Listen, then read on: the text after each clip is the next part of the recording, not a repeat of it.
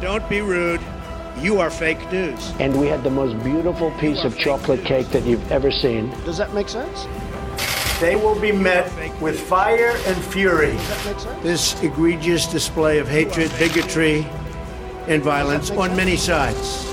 On many sides. We will have no choice but to totally destroy North Korea. It's got to be in tip-top shape. He is a sick puppy. You are fake news.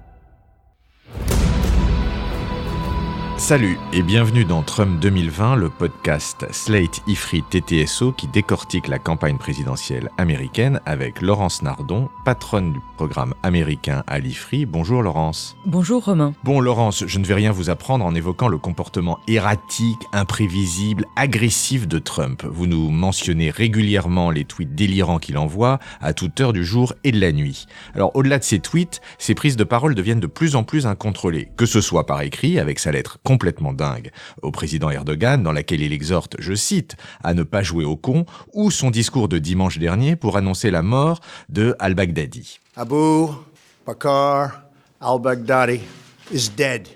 He died like a dog. He died like a coward, running and crying. The world is now a much safer place. He was a sick and depraved man. And now he's gone. On vient quand même d'entendre le président américain dire « Il est mort comme un chien, comme un lâche, en fuyant, en pleurant ». Je cite cet exemple, mais on pourrait en citer littéralement des centaines depuis l'arrivée de Trump à la Maison-Blanche. L'entourage cherche à tempérer le président, à minimiser ses écarts vis-à-vis de l'extérieur, malgré des fuites régulières dans la presse, et puis ils finissent par démissionner ou par être virés d'ailleurs.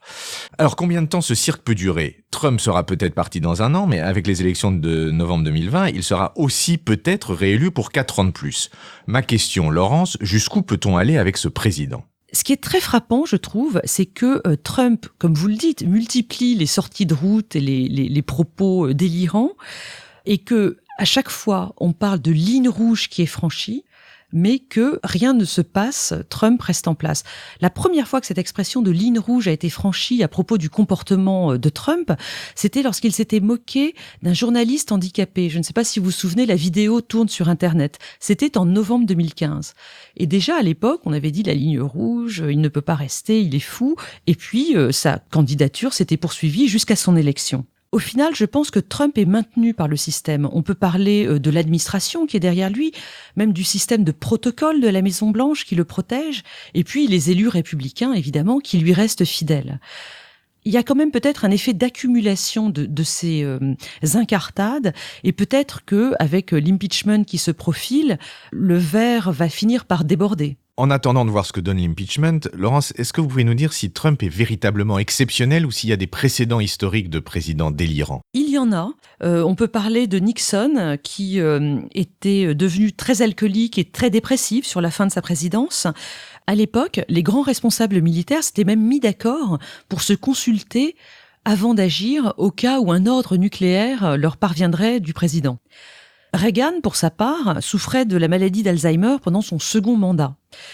Du coup, oui, il y a des précédents, mais là, avec Trump, on atteint des sommets en termes de niveau de délire, de régularité de ces occurrences, et puis surtout le fait que tout cela se passe très publiquement, puisqu'on est à l'âge des réseaux sociaux et que le comportement du président américain, avec ses 17 000 tweets, est littéralement vu par la terre entière. Est-ce qu'il est dingue ? Est-ce qu'il est fou ? Que disent les psychologues ? Depuis 1964 et la campagne de Barry Goldwater, qui était un républicain assez radical et assez haut en couleur, les psychologues américains ont adopté une règle qui est de ne pas faire de diagnostic public sur l'état mental d'une personnalité politique ou publique s'ils ne l'ont pas examiné personnellement.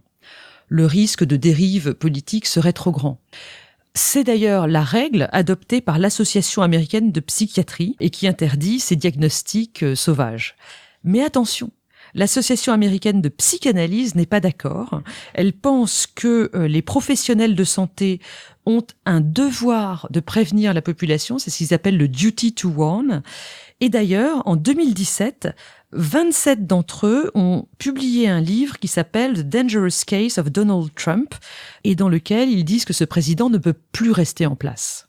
Alors évidemment, les partisans de Trump dénoncent un syndrome de paranoïa anti-Trump chez les progressistes. Mais au final, et pour répondre enfin à votre question, il y a un accord assez général pour pointer des troubles narcissiques du comportement chez le président. Alors, qu'est-ce qu'on liste ? Le fait qu'il se mette en avant sans aucun surmoi, sans aucune vergogne, que à la fois il veut être aimé, ce qui l'amène à être parfois extrêmement obséquieux dans des rencontres en tête-à-tête, par exemple avec Poutine ou Xi Jinping, et qu'en même temps, il ne supporte pas les critiques et la frustration, il est extrêmement susceptible, et que dans ces cas-là, il peut réagir de façon très impulsive, voire très agressive. Il a aussi des difficultés de concentration, on sait qu'il ne lit quasiment jamais, et ses conseillers ont bien compris que les mémos ne devaient pas dépasser une demi-page pour être lus par le président. Mais comment a-t-il pu être élu dans ces conditions, Laurence ? Eh bien, parce que cet aspect de la personnalité de Trump ne le résume pas entièrement. Trump, en réalité, n'est pas un imbécile. Il a même un très grand sens politique. Il avait vu, avant ses concurrents, l'angoisse économique et identitaire, le ressentiment envers les élites d'une partie de l'électorat, et il leur tient un discours très cohérent, un discours nationaliste, par exemple, et ça marche.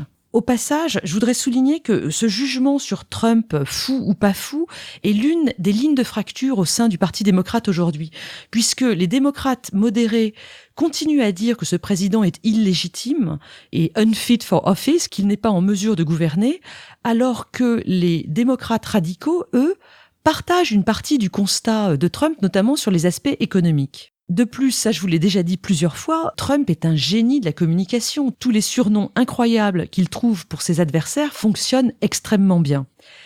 Et puis enfin, le point qui me semble le plus important, c'est que sa base électorale adore les sorties de route de Trump, puisque chaque fois qu'il tient des propos délirants sur sa sagesse immense ou sur des minorités de toutes sortes, sa base se sent validée dans son rejet des élites, elle se sent comprise par ce personnage anti-système. Mais ça vaut pour sa base. Ça ne vaut pas pour les élus républicains qui représentent l'establishment du parti.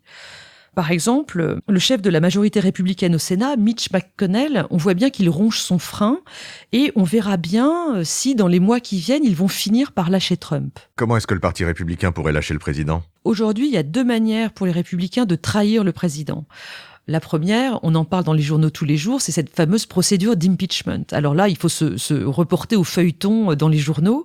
Jusqu'à présent, les républicains qui ont montré leur désaccord sur le retrait de la Syrie, il y a quelques semaines, sont en revanche fidèles sur la question de l'impeachment. C'est-à-dire que, selon eux, c'est une chasse aux sorcières contre le président et ils ne vont pas lui retirer leur soutien. Pour bien comprendre l'impeachment, d'ailleurs, Laurence, je vous renvoie à votre excellent podcast précédent dans notre série.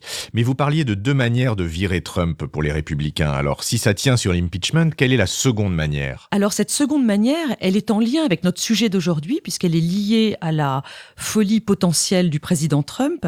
C'est la procédure du 25e amendement à la Constitution. Alors, ce 25e amendement, qu'est-ce que c'est ? C'est un texte qui a été adopté en 1967, quelques années après l'assassinat de Kennedy, et qui vient préciser la manière dont le vice-président devient président au cas où le président en place est empêché. Jusqu'à présent, la procédure n'a été utilisée que 3 fois par des présidents en exercice à la veille d'une intervention chirurgicale. C'est-à-dire que Reagan en 1985, George W. Bush en 2002 et en 2007, devant se faire opérer, avaient signé un papier indiquant que pour la durée de leur opération, c'était le vice-président qui prenait les fonctions.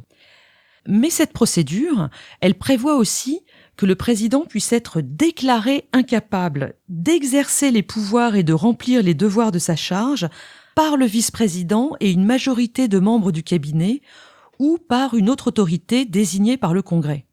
Si le président fait appel, le Congrès aurait alors 3 semaines pour prendre une décision à la majorité des 2/3.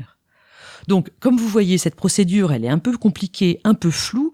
En réalité, on manque d'expérience. On ne sait pas très bien comment ça se passerait dans les faits si ça venait à être déclenché. La grande question, j'en ai parlé depuis le début, c'est que jusqu'à présent, les élus républicains ne semblent pas disposés à trahir leur président, même si en réalité, ils ne l'aiment pas beaucoup. Bon, donc on ne sait pas comment ça va finir, mais est-ce que la présidence de Trump restera la présidence d'un fou ? Eh bien, je ne crois pas, parce que malgré ce côté de sa personnalité qui semble un peu dément, Trump engage quand même des transformations bien réelles du pays. Et je voudrais citer les principales. Alors d'abord, en abrogeant un certain nombre de règles de protection de l'environnement, il engage des dégâts écologiques massifs et sur lesquels il sera très difficile de revenir. Deuxièmement, en nommant des juges très conservateurs à la Cour suprême et dans les autres cours du pays, il engage littéralement pour des décennies, puisque les juges sont nommés à vie, une jurisprudence extrêmement conservatrice dans le pays. Troisièmement, le déficit budgétaire, qui était déjà pas terrible, s'aggrave encore avec les réformes fiscales notamment du président. La dette publique américaine aujourd'hui est estimée à 22 000 milliards de dollars. Et puis, il donne aussi un coup d'accélérateur très important à la désagrégation du consensus libéral tel qu'il existe depuis 1945. Et ça vaut aussi bien en politique intérieure qu'en politique étrangère. Et enfin, le président Trump change par son comportement la manière de faire de la politique. Il détruit ce qu'on appelle les normes de comportement du personnel politique.